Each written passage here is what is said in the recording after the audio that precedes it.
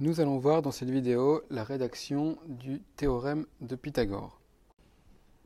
Alors, pour rédiger le théorème de Pythagore, qui est utile pour calculer des longueurs dans un triangle rectangle, donc il faut déjà identifier plusieurs choses. Alors, où est l'hypoténuse? L'hypoténuse, c'est la plus grande longueur, c'est le côté BC.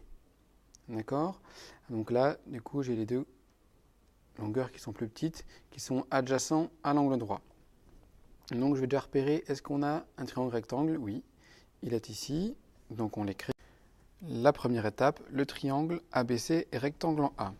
Ensuite, on utilise le théorème de Pythagore qui nous dit si un triangle est rectangle, alors la longueur du carré de l'hypoténuse est égale à la longueur des carrés des deux autres côtés.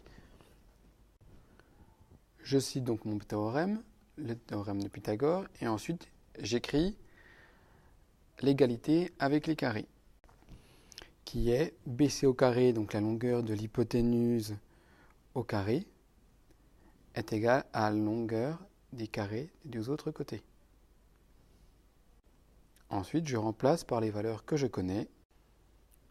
AB au carré est égal à 7 au carré, plus AC au carré qui fait 10 au carré. Ensuite, je remplace 7 au carré, ça nous fait 49, carré parfait. 10 au carré, c'est égal à 100. Donc la somme des deux est égale à 149.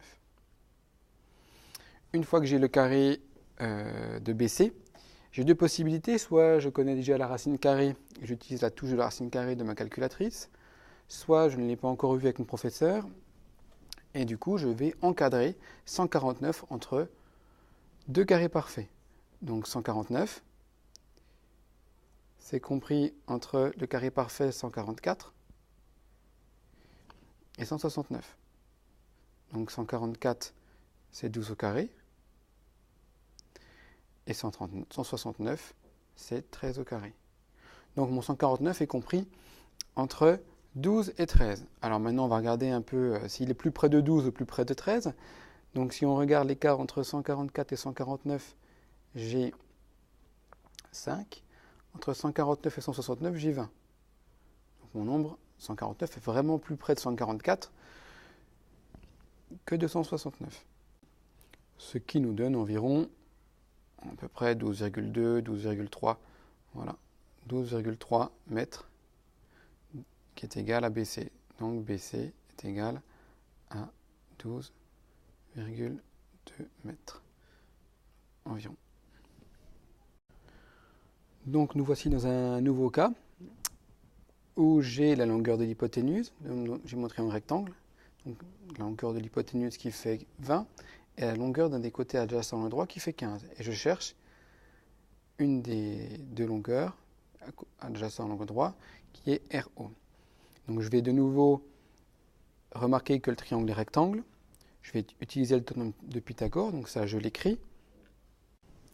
Le triangle OPR est rectangle en haut et j'utilise le théorème de Pythagore.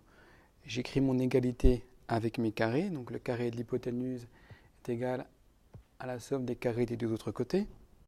Donc ici j'ai RP au carré est égal à OP au carré plus RO au carré. Je vais remplacer les valeurs que je connais, donc j'ai 20 au carré. OP, ça me fait 15 au carré, plus RO au carré que je laisse. C'est la valeur que je cherche.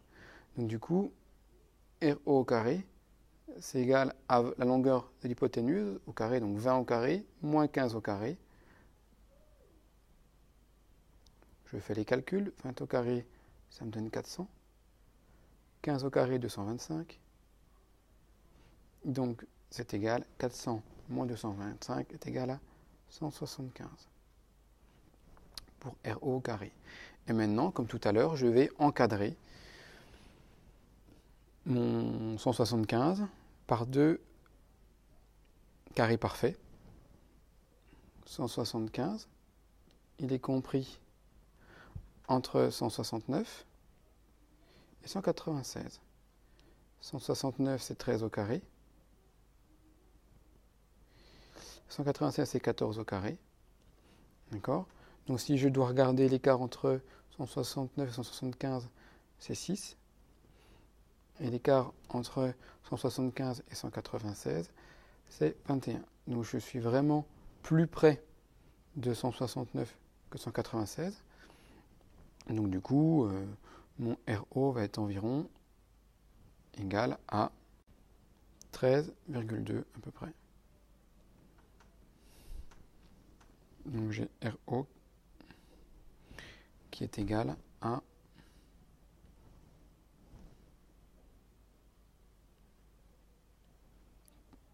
environ 13,2 mètres.